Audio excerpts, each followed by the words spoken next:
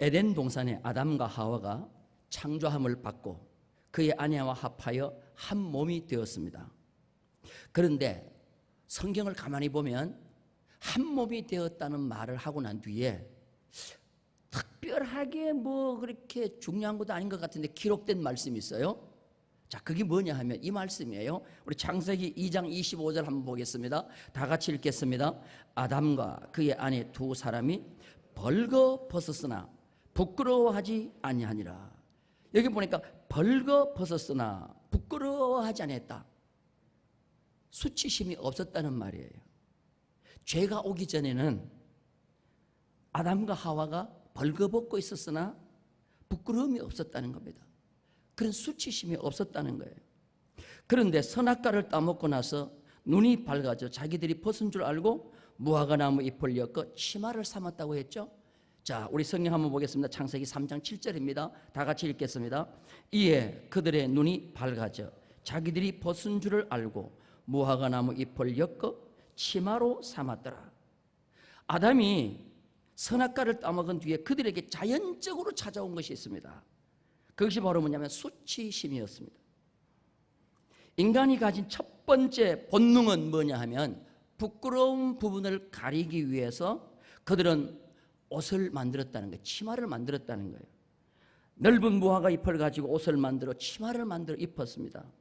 이것이 범죄한 인간이 첫 번째로 본능적으로 만든 것이에요. 하나님께서 너 부끄러운 부분을 가려서 옷을 만들어 가려라, 하나님이 명령하지 않았어요. 스스로 인간이 한 첫 번째 본능이 뭐냐? 부끄러운 부분을 가리는 거예요. 그래서 여러분들 혹시 그런 거 많이 느꼈을까요? 어릴 때 발가벗고 있다가 놀리면 어떻게 합니까? 얼른 본능적으로 가리는 거예요. 이게 인간의 첫 번째 본능이에요. 하루에도 몇 번씩 이 무화과 잎을 가지고 자기 옷을 만듭니다. 무화과 잎을 가지고 옷을 만들었으니까 그 옷이 오래 가겠어요? 빨리 건조되니까 부서지기도 하고 또한 찢어지기도 하고 하루 종일 이 무화과 잎으로 옷을 몇 번씩 만드는지 몰라요. 하나님은 죄를 범한 인간에게 형벌을 내리죠. 이제 아담에게는 종신토록 수고하라는 벌을 내립니다. 이마에 땀을 흘리는 고통을 주었습니다. 그리고 하와에게는 잉태하는 고통을 크게 더하리라 하고 벌을 내려요. 그리고 뱀에게도 자연에게도 모든 벌을 내립니다. 자, 그러면 벌을 내렸으면 우리 같으면 그럴 것 같아요. 두 번 다시 아담 너는 나를 찾아오지 마, 나도 너 만나기 싫어 하고 이렇게 할 텐데, 이렇게 벌을 내리신 하나님은 아담을 다시 찾아오는 거예요. 아담을 찾아오는데 손에 뭘 하나 들고 오셨어요. 자, 뭘 들고 오셨을까요? 가죽옷을 들고 오신 거예요. 가죽옷을 들고 오셔가지고 어떻게 하느냐면 아담에게 이것을 입으라고 하는 거예요. 창세기 3장 21절에 보니까 여호와 하나님이 아담과 그의 아내를 위하여 가죽옷을 지어 입히시니라 그랬습니다. 여러분들 어릴 때 그런 경험 많이 했죠? 엄마한테 아버지한테 많이 혼나요. 되게 혼나요. 그런데 이상하게 엄마 아버지는 되게 혼내고 난 뒤에 너 두 번 다시 안 본다 그렇게 하지 않고 어디를 데려가요? 장날이 되면 시장에 데려가요. 그래가지고는 시끌 혼냈기 때문에 미안해서 그런지 옷을 하나 사줘요. 아, 이게 바로 부모님의 사랑이에요. 혼내는 거로 끝나지 않아요. 하나님도 아담과 하와 죄를 범했지만 실컷 형벌을 주고 난 뒤에 또 아담을 찾아오시는 거예요. 그리고 손에 가죽옷을 들고 오시는 겁니다. 우리 경상도 말로 아담아 이거 입어라. 그러니까 아담과 하와가 생전 처음 보는 옷이잖아요. 하나님 이게 뭔데예? 가죽옷이라 카이. 가죽옷이 뭔데야? 그냥 입으라 카이. 하여튼 그냥 막 가죽옷을 갖다 주고는 입으라고 막 하는 거예요. 그러니까 가죽옷을 입어보니까 무화과 잎하고는 비교가 안 되는 거예요. 엄청나게 좋은 것이죠. 무화과 옷과 가죽옷의 차이점이 뭡니까? 첫 번째, 무화과 옷은 시도 때도 없이 만들어야 돼요. 하루 종일 일하는 게 옷 만드는 것이에요. 그런데 이 가죽옷은 입어보니까 반영구적이에요. 무화과 가죽옷은 반영구적이에요. 그리고 또 중요한 것이 있습니다. 가죽옷은 무엇이냐? 양을 잡을 때 피를 흘리면서 만들었다는 거예요. 천지를 창조하실 때 하나님께서 어떻게 하셨을까요? 천지를 창조하실 때 말씀으로 창조하셨어요? 아니면 친히 만드셨어요? 창조했죠. 창조하셨어요. 그런데 오늘 가죽옷은 하나님이 말씀으로 창조하셨어요? 아니면 친히 만드셨어요? 오늘 보니까 하나님이 지어 입히시니라. 영어 성경에 보니까 made. 하나님이 이렇게 할 수 있어요. 가죽옷 천지 창조처럼 생겨라 그러면 생길 수 있어요. 근데 이렇게 하면 안 돼요. 왜? 그 가죽옷에는 뭐가 없어요? 짐승을 잡아 죽일 때 흘리는 피가 없는 거예요. 그래서 이 가죽옷은 반드시 짐승을 잡아 가죽을 벗길 때 그 짐승에서 흘리는 피가 있어야 됩니다. 그래서 창조했다는 말은 create 이건 창조했다는 말이에요. 없는 것에서 말씀으로 창조하는 거예요. 그런데 made는 뭐예요? 있는 재료를 가지고 하나님이 직접 만드는 것이 made예요. 그래서 최초로 하나님이 만드신 것이 있어요. 손으로 직접 만드신 것. 그게 뭐예요? 가죽옷이라는 거예요. 이거는 창조하면 안 돼요.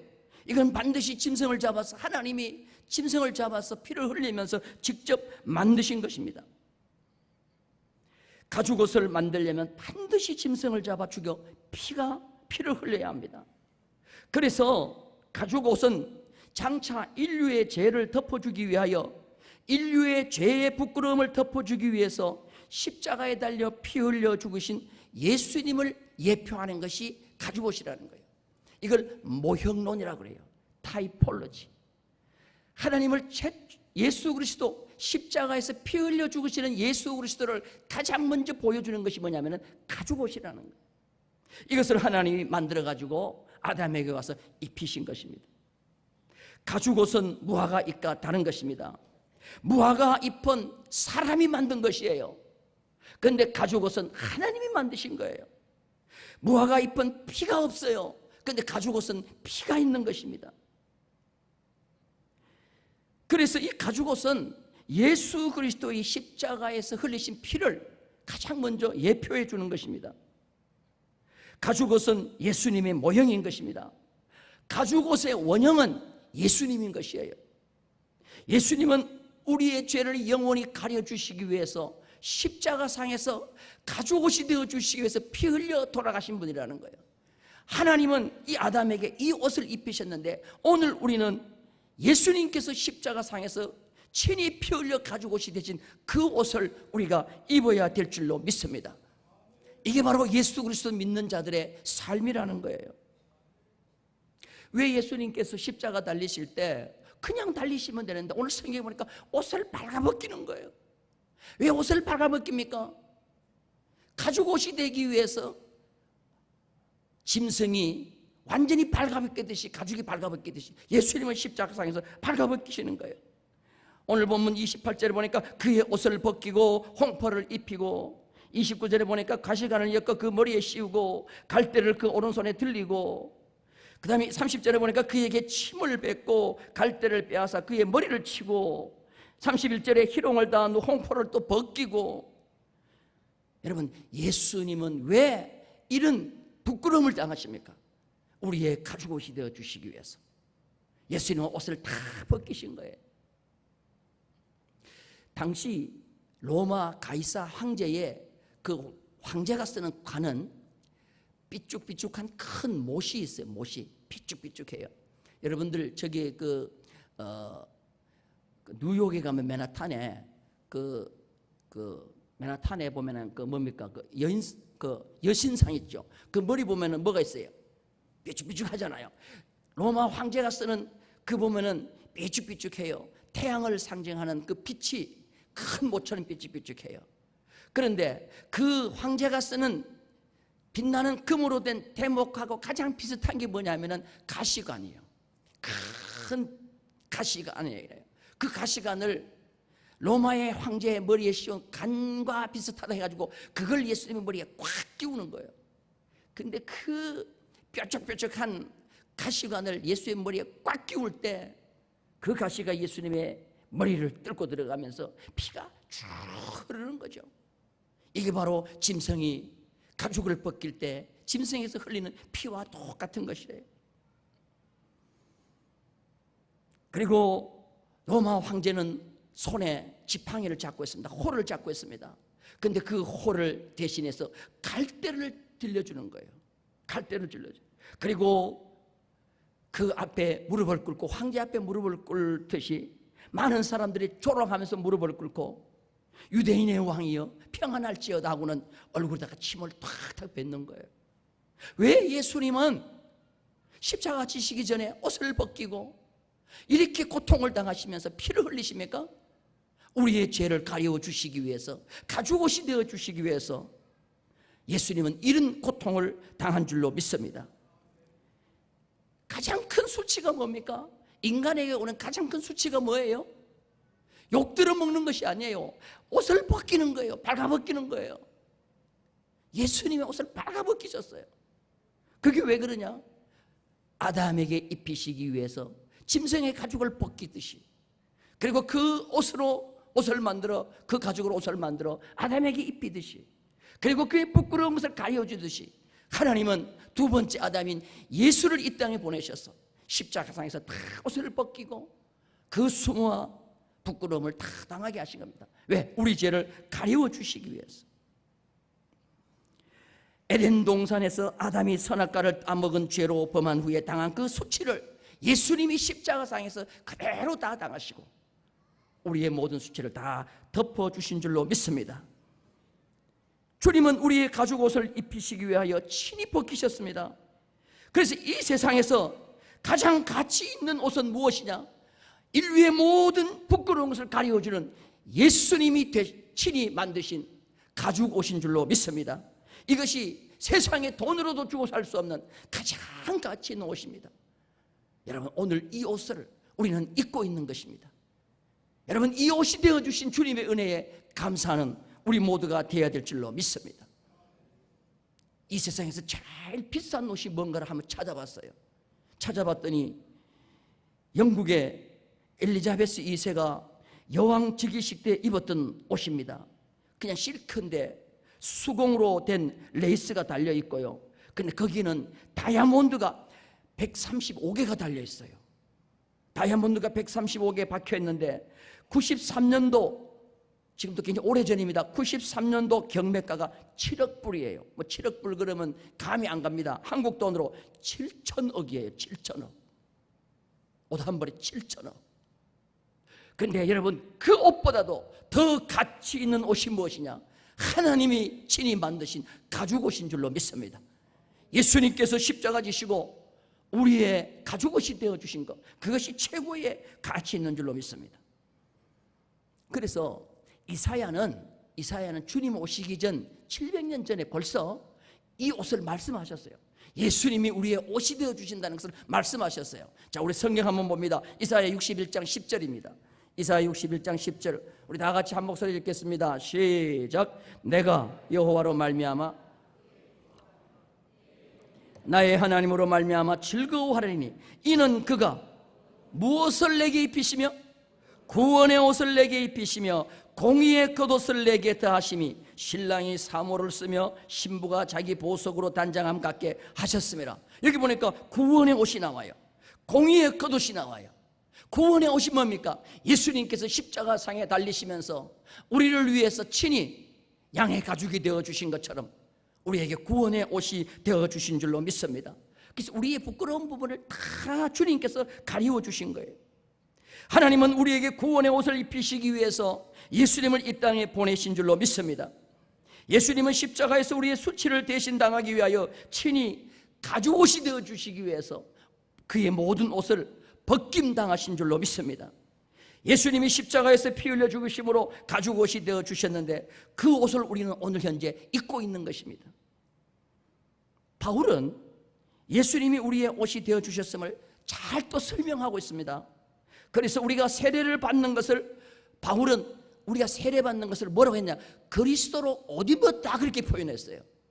그리스도로 옷 입었다. 자, 우리 성경 한번 볼까요? 갈라디아서 3장 27절입니다. 우리 다 같이 읽겠습니다. 시작. 누구든지 그리스도와 합하기 위하여 세례를 받은 자는 그리스도로, 여러분들 그리스도로 옷 입었다는 말이 무슨 말이에요? 그리스도로 옷 입었다. 이게 구원의 옷을 우리가 입었다는 거예요. 아담이 가죽옷을 입은 것처럼 우리가 예수 그리스도로 우리의 옷을 입은 거예요. 그렇기 때문에 우리의 죄된 부끄러운 부분을 예수님이 친히 다 우리의 구원의 옷이 되어 주셔서 우리를 다 덮어주시고 가려주신 줄로 믿습니다. 그래서 예수님이 우리의 가장 좋은 옷이에요. 믿으시면 아멘. 우리 연세 드신 분들 이해가 되면 아멘. 그래서 이 세상에 우리가 돈 비싸게 주고 양피 모피 그런 옷 안 입어도 우리는 그 옷보다 더 좋은 옷을 입은 줄로 믿습니다. 그 옷이 무슨 옷이에요? 그리스도의 옷을 입은 거예요. 예수로 옷 입은 자예요. 따라서 합시다. 우리는 무엇으로 옷 입었어요? 예수로 옷 입은 자예요. 이 세상에서 제일 좋은 옷이 뭐예요? 할렐루야. 또 연세 드신 분들 또 이해가 안 돼가지고 뭐야 옷을 어떻게 예수로 옷 입냐. 그러나 여러분들 예수로 옷 입은 자가 세례받은 자예요. 믿으시면 아멘. 마태복음 22장에 보면은 혼인잔치 비유가 나와요. 임금이 자기 아들을 위해서 혼인잔치를 준비했습니다. 그래서 초청장을 다 보냈어요. 그런데 잔칫날이 됐는데 초청장을 보낸 사람들에게 오라고 연락을 했더니 다 못 온다는 거예요. 나는 장가 가야 된다, 나는 시집 가야 된다, 나는 또 논을 샀다, 밭을 샀다, 나는 짐승을 샀다, 다 이유를 대면서 안 오는 거예요. 그러니까 임금이 화가 났어요. 초청장 보낸 사람 절대로 안 와도 좋다. 지금부터 온 거리로 나가가지고 선한 자나 악한 자나 가리지 말고 무조건 데리고 와라 그랬어요. 그래서 종들이 나가가지고 길거리에 나가가지고 만나는 대로 선한 자나 악한 자나 다 이 잔치자리에 데리고 왔어요.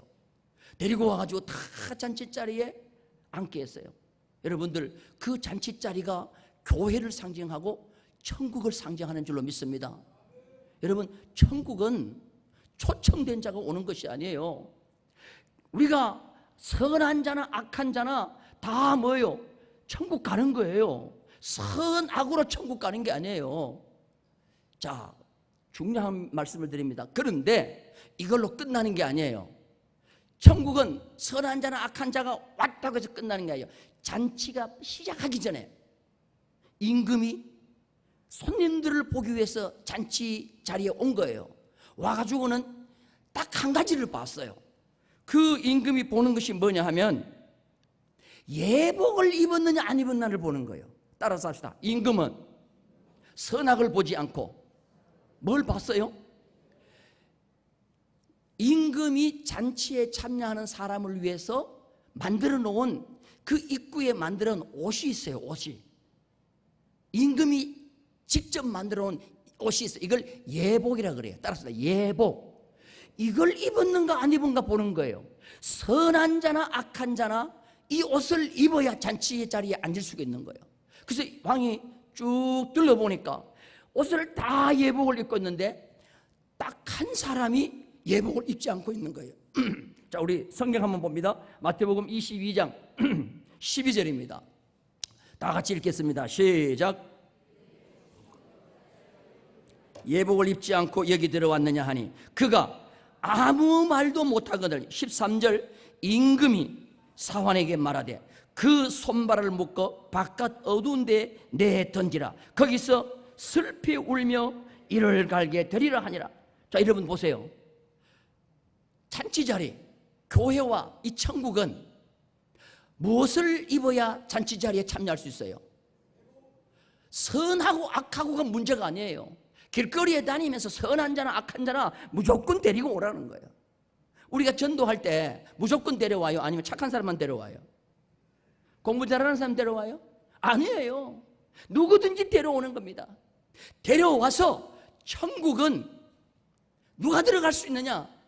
자기 옷을 벗고 지금까지 내 옷이 아무리 양피 코트 제일 비싼 옷이라도 자기 옷을 벗고 하나님이 친히 예비하신 그리스도로 옷 입은 자만이 들어가는 줄로 믿습니다.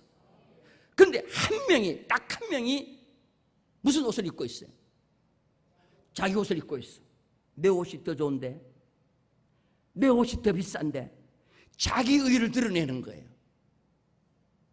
오늘 이 자리에 자기 의를 드러내는 자는 예수 그리스도로 옷을 입지 않은 자예요. 자기 옷을 입고 있는 자예요. 여러분, 아무리 예수를 내가 믿는다고 하지만 지금 자기 옷을 입고 자기 공로, 자기 의, 자기 자랑, 자기 교만, 이 사람은 아직까지 자기 옷을 벗지 않, 예수 그리스도 옷 입지 않냐고 누구 옷을 입고 있어요? 자기 옷을 입고 있는 거예요. 따라서 합시다. 내 옷 입으면 천국 갈 수 있어요, 없어요? 없는 거예요. 뭐로 옷 입어야 돼요? 예수 그리스도로 옷 입어야 돼요. 아담이 가죽옷을 입은 것처럼 예수님이 십자가상에서 피 흘려 돌아가시면서 우리의 옷이 되어줬는데 그 옷을 입는 것이 세례요, 그 옷을 입어야만이 천국 갈 줄로 믿습니다. 믿는다는 게 뭐예요? 예수 그리스도를 믿는다는 게 뭐예요? 바울은 그리스도로 뭐 한다 그랬어요? 옷 입는다는 거예요. 오늘 예수 그리스도 옷 입은 자가 되기를 주님의 이름으로 축원합니다. 그런데 가장 불쌍한 자가 뭐냐? 잔치자리에 안 온 자가 아니에요. 잔치자리에 안 온 자가 아니에요. 잔치자리에 왔으나 안 온 자와 똑같은 대우를 받은 자가 있어요. 그 자가 누굽니까? 뭘 안 입은 자예요? 예복을 안 입은 자예요. 그 예복이 누구가 만들어 놓은 거예요? 하나님께서 예수 그리스도를 만들어 십자가에서 만들어 놓으신 구원의 옷인 줄로 믿습니다. 이걸 입지 않은 자를 어떻게 해요? 수족을 묶으라는 거예요. 그리고 바깥 어두운데 내가 쫓으라는 거예요. 그러면 초청 받았으나 안 온 자나, 잔치 안 온 자나, 예복을 입지 않고 이 자리에 참석한 자나 뭐예요? 똑같은 지옥에 들어가는 거예요. 따라서 합시다. 내가 혹시라도 예수로 옷 입지 않았는가? 예수로 옷 입지 않았는가? 오늘 한 분도 빠짐없이 예수 그리스도로 옷 입은 자가 되기를 주님의 이름으로 축원합니다. 자, 그런데 예복을 입지 않은 사람이 많아요? 아니면 딱 한 명이에요? 여러분들, 잔치자리에 참여한 사람의 수는 얘기하지 않아요. 잔치자리에 참여한 몇 명이 참석했다, 100명이 참석했다, 1000명이 참석했다 소리 하지 않아요. 근데 예복을 입지 않은 사람은 한 명 얘기해요. 여러분, 천국은 몇 명이 들어가느냐? 여호와의 증인처럼 14만 4천 꽉 찼다. 여러분, 잔치자리에 몇 명 참석하고 몇 명 정원에다는 얘기는 안 해요. 그런데 예복을 입지 않은 사람, 쫓겨나는 사람은 분명히 얘기하고 있어요. 누구요? 옷을 입지 않은 몇 명? 한 명이라는 거예요. 여러분, 수많은 사람 가운데 한 명 안 입었으면 그냥 잔치하면 될 거 아니에요. 그냥 잔치 시작하면 될 거 아니에요. 그런데 그렇지 않아요. 미꾸라지 몇 마리가 우물을 흐려요? 한 마리요. 딱 한 사람 예복 입지 않았는데 주인은, 임금은 끌어내라는 거예요. 따라서 합시다. 예복을 입지 않은 자는 인정사정 없다. 여러분, 죄를 지었느냐 선하냐 악하냐 여기서는 묻지 않으셔요. 너 왜 악하게 살았냐? 그거 묻지 않아요. 잔치자리에서 너 왜 예수로 옷 입지 않았냐는 거예요. 너 왜 하나님이 친히 만들어주신 가죽옷을 왜 입지 않았느냐는 거예요. 이것이 제일 악한 것이에요. 윤리적으로 선하고 악하고가 문제가 아니에요. 영적으로 악한 것이 뭐냐? 예수 그리스도가 십자가상에서 우리의 옷이 되어주시기 위해서 죽으셨는데 그 옷을 입지 않은 거예요. 예수 그리스도를 믿지 않은 거예요. 받아들이지 않는 거예요. 그러니까 오늘 우리는 이 세례에 참여하셔서 세례받고 이 성찬에 참여하는 자는 모두 다 무슨 옷을 입은 자예요? 그리스도로 옷 입은 자인 줄로 믿습니다. 믿으시면 아멘. 그런데 나는 그리스도로 옷 입은 자인 줄로 알았는데 주 하나님이 와서 보더니 너 옷 안 입었다는 거예요. 한 명 안 입었다는 거예요. 여러분, 그 한 명이 되면 안 된다는 거예요. 우리는 예수 그리스도로 옷 입은 자가 되기를 주님의 이름으로 축원합니다. 예수님께서 십자가상에서 피 흘려 우리의 가죽옷이 되어준 그 가죽옷을 입은 자, 이자만이 천국에 들어갈 수 있어요. 그러면 옷을 입었는지 안 입었는지 뭐로 알 수 있냐는 거예요. 옷을 입었는지 안 입었는지 뭐로 알 수 있느냐. 자, 여러분들 주위 분들 한번 봐요. 옷 입은 것 같아요, 안 입은 것 같아요? 아이고, 우리야 뭐 인간의 눈으로 이거 어떻게 알아요? 이건 임금이 와서 봐야 되는데 하나님이 아시는 거예요. 근데 성경은 설명하고 있어요. 자, 우리 성경 한번 봅니다. 로마서 바울이 얘기했습니다. 13장 12절 13절 14절 계속해서 읽겠습니다. 시작. 밤이 깊고 낮이 가까웠으니 그러므로 우리가 어둠의 일을 벗고 빛의 갑옷을, 따라서 어둠의 일을 벗어야 된다. 믿으시면 아멘? 자, 13절 다 같이 시작. 낮에와 같이 단정히 행하고 방탕하거나 술 취하지 말며 음란하거나 호색하지 말며 다투거나 시기하지 말고 14절 시작.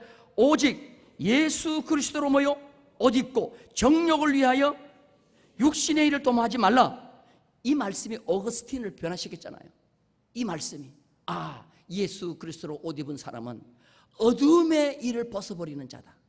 그리고 인간의 육신적으로 하고 싶은 육의 욕망에 사로잡혀 사는 자가 아니라는 거예요. 방탕과 술 취함에 빠지지 않는 거예요. 음란과 호색하지 않는 거예요. 오직 그리스도로 옷 입고 정욕을 위하여 육신의 일을 도모하지 않는 자라는 거예요.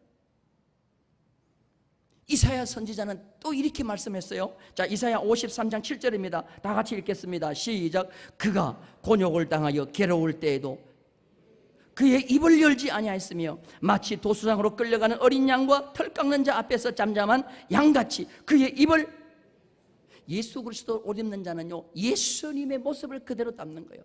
근데 오늘 양은 오늘 계속 말해서 뭐냐면 입에 귀한 그 교훈을 주고 있어요. 괴로움을 당할 때 입을 열지 아니했다. 도수장으로 끌려가는 어린 양과 털 깎는 자 앞에서 잠잠한 양같이 그 입을 열지 아니했다. 따라서 합시다.